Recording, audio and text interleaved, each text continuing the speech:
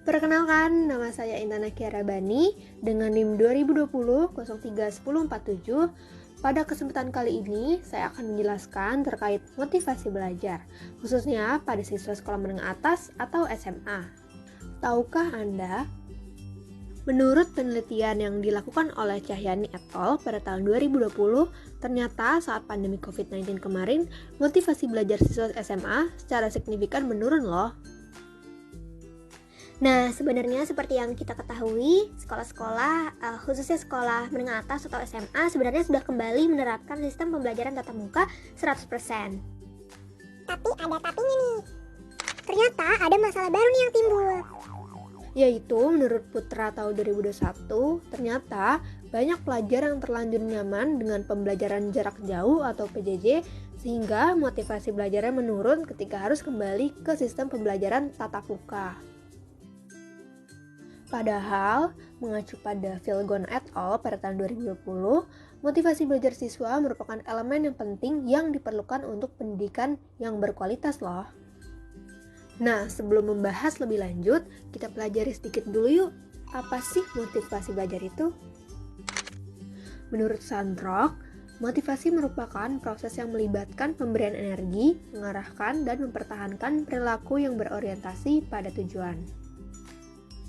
Nah, untuk motivasi belajar itu sendiri diartikan sebagai energi pendorong untuk melakukan kegiatan belajar tertentu yang bersumber dari dalam diri dan juga dari luar individu sehingga memupuk rasa semangat dalam belajar bagi setiap siswa. Oleh karena itu, motivasi belajar itu sangat penting loh, terutama pada siswa sekolah menengah atas karena mereka nantinya akan melanjutkan pendidikan ke tahap yang lebih tinggi, yakni ke perguruan tinggi. Nah, terkait motivasi belajar siswa SMA yang menurun ketika harus melakukan PTM karena mereka terlanjur nyaman dengan pembelajaran jarak jauh, kira-kira apa sih dampaknya kalau motivasi belajar siswa itu menurun atau rendah? Dampaknya yang pertama adalah rendahnya hasil belajar. Nah, penting untuk diingat nih bahwa motivasi belajar dapat berpengaruh dalam hasil belajar siswa. Dalam penelitian Lestaluhu, apabila motivasi belajar siswa cenderung rendah, maka akan berpengaruh juga terhadap hasil belajar yang cenderung rendah. Dampak yang kedua adalah kemampuan berpikir kritis yang rendah.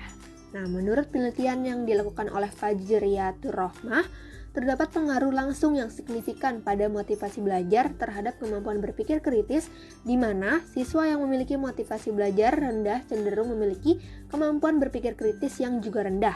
Padahal kemampuan berpikir kritis itu penting untuk merangsang penalaran kognitif siswa dalam memperoleh pengetahuan. Tapi jangan khawatir, berikut saya akan paparkan cara untuk meningkatkan motivasi belajar siswa yang mengacu pada penelitian Suharni dan Purwanti pada tahun 2018. Yang pertama adalah memaparkan tujuan belajar ke peserta didik.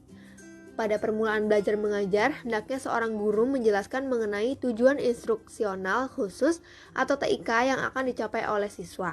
Selain itu, guru juga dapat menjelaskan terkait pentingnya ilmu yang akan sangat berguna bagi masa depan siswa, baik dengan norma agama maupun sosial. Yang kedua, memberikan hadiah. Berikan hadiah untuk siswa-siswa yang berprestasi. Hal ini akan sangat memacu siswa untuk lebih giat dalam berprestasi, dan bagi siswa yang belum berprestasi akan termotivasi untuk mengejar atau bahkan mengungguli siswa yang telah berprestasi. Hadiah akan membuat siswa merasa dihargai. Yang ketiga adalah memberikan pujian. Sudah sepantasnya siswa yang berprestasi untuk diberikan penghargaan atau pujian. Tentunya pujiannya yang bersifat membangun ya. Bisa dimulai dari hal yang paling kecil seperti memberi tepuk tangan. Yang keempat adalah memberikan hukuman. Hukuman diberikan kepada siswa yang memang berbuat kesalahan saat proses belajar mengajar. Hukuman ini diberikan dengan harapan agar siswa tersebut mau merubah diri dan berusaha memacu motivasi belajarnya. Hukuman di sini hendaknya yang bersifat mendidik, seperti memberikan hukuman untuk menghafal, mengerjakan soal, ataupun membuat rangkuman.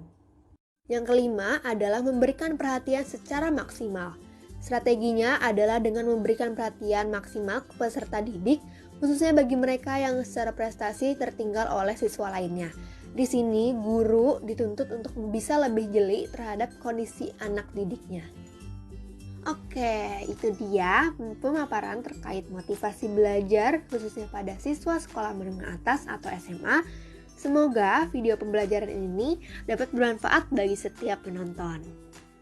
Berikut adalah daftar referensi yang digunakan. Sekian dan terima kasih.